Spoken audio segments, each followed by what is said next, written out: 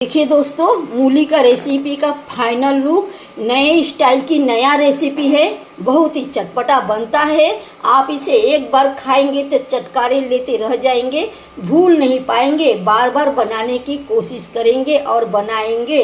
अगर आप लोगों को ये रेसिपी जानना है, मूली का रेसिपी कैसा बना है, तो आइए आप सब मेरे साथ ये रेसिपी मैं आप लोगों के साथ शेयर कर रही हूँ।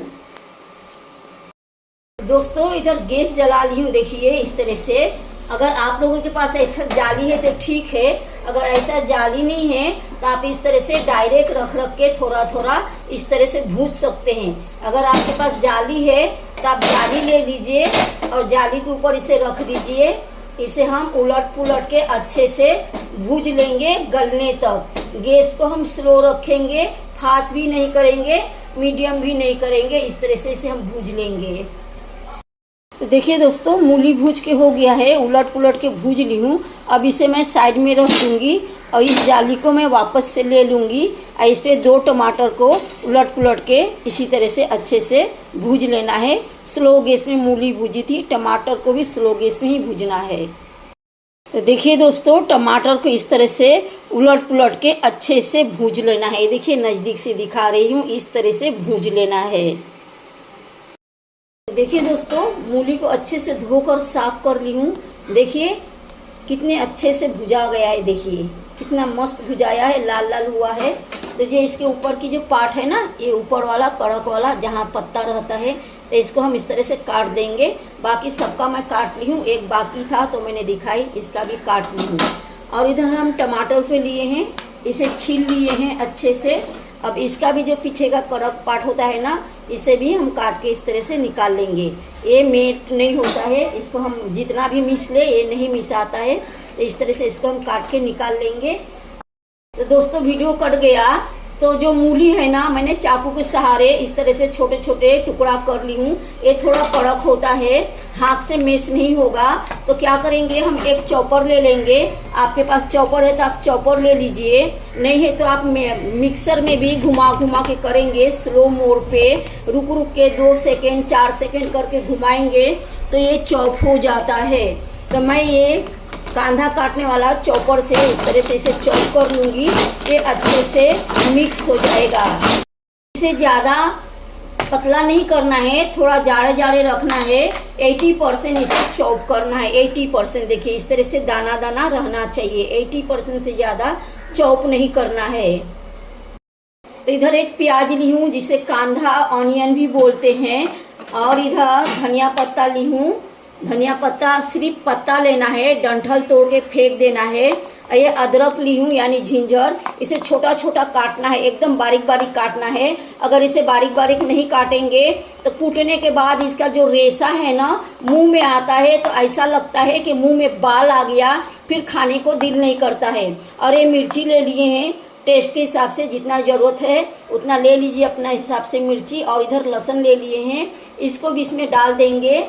और जो ये ऑनियन है, इसको हम भेल वाले लोग के जैसा बारीक बारीक चॉप कर लेंगे। आप हाथ से कर लीजिए या तो चॉपर से कर लीजिए। और आप लोगों के पास हेमंजस्ता है तो आप लोग हेमंजस्ता में इस तरह से कूट लीजिए। अगर नहीं है तो मेरे जैसा बेलन और गिलास के सहारे इस तरह से इसे कूट लीजिए। प्याज चॉप करके हो गया है, बारीक बारीक भेल वाले लोग के जैसा चॉप कर ली हूँ। अब इसमें हम टेस्ट के हिसाब से नमक डाल देंगे और थोड़ा चाट मसाला डालेंगे। चाट मसाला है तो डालिए, नहीं तो स्किप करिए, लेकिन चाट मसाला डालने से ज़्यादा टेस्टी बन जाएगा। अब इसे हम थोड़ा अच्छे से मसल लेंगे। तो बताइए दोस्तों, आप सब कैसे हैं? उम्मीद करती हूँ आप सब अच्छे ही रहेंगे और बहुत खुश भी रहेंगे। मेरी दुआ है आप सब खुश रहिए, आबाद रहिए, दिन दुगनी रात चौगनी तरक्की करिए। आप सबकी घर परिवार खुशियों से भरा रहे। आप सबकी चाहने वाले के साथ आप सबका हमेशा बना रहे। आप सबकी बच्चों की 100 साल की उम्र हो। आप सबकी हर अच्छी वाली चाहत पूरी हो जाए। आप सबको सेहत तंदुरुस्ती भरी खुशहाल लंबी जिंदगी मिले। तो ढेर सारी दुआ है दोस्तों। अब देखिए इसे मैं इतना मसल ली हूँ कि ये देखिए, देख रहे हैं ये पानी किस तरह से गिर रहा। देखिए वापस से दिखा रही हूँ, इस तरह से पानी पूरा निकल जाना चाहिए। पानी निकलेगा तो ज़्यादा टेस्टी बन जाएगा। अब जो ये ठेसा बनाए हैं ये 80% बनाए हैं। इसके दाना जब मुंह में आएगा, इसका कण जब मुंह में आएगा तो एक अजब सा यूनिक सा टेस्ट देगा जो बहुत ही टेस्टी होता है। अब इसे भी थोड़ा सा हम मसल लेंगे। इसे भी मसलने के बाद अब हम क्या करेंगे, ये जो टमाटर है और मूली है जो हम मसल के रखे हैं पहले से, इसे भी हम अच्छे से मसलेंगे। लेकिन मसलने से पहले आप लोग को एक बात बोलना चाहूँगी कि अगर आप लोग राई का तेल यूज करते हैं तो इसमें थोड़ा राई का तेल डालिए। अगर दूसरा तेल यूज करते हैं तो दूसरा तेल नहीं डालना है। जो टेस्ट राई का तेल लेके आता है वो दूसरा तेल लेकर नहीं आता है। अगर राई का तेल नहीं है तो स्किप करिए, अगर है तो डालिए। इस तरह से बहुत ही चटपटा और यम्मी बनता है और इसमें ज़्यादा मसाला देने की ज़रूरत नहीं है। थोड़ा सिंपल चीज़ों में ये बहुत ही चटपटा बनता है। इतना चटपटा बनता है कि आप इसे अगर एक बार बनाएंगे तो आपका दिल बार बार बनाने के लिए करेगा।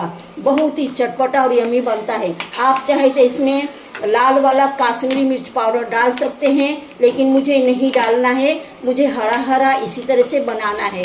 तो चलिए आप लोगों को मैं नज़दीक से इसका लुक दिखा रही हूँ। अगर आप लोगों को ज़्यादा खट्टा चाहिए तो आप लोग नींबू डाल सकते हैं। तो मेरे टमाटर थोड़ा खट्टा था इसलिए मैंने नींबू नहीं डाल रही हूँ। तो देखिए दोस्तों, मूली का रेसिपी का फाइनल लुक नए स्टाइल की नया रेसिपी है। बहुत ही चटपटा बनता है। आप इसे एक बार खाएंगे तो चटकारे लेते रह जाएंगे।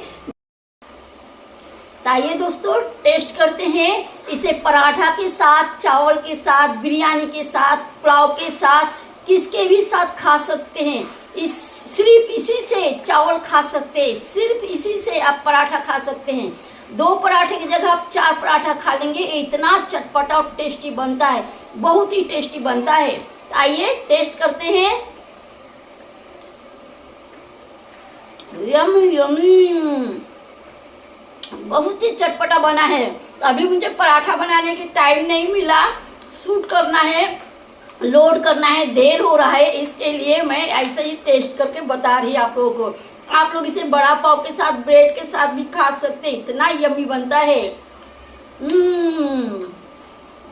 बहुत ही चटपटा बना है दोस्तों।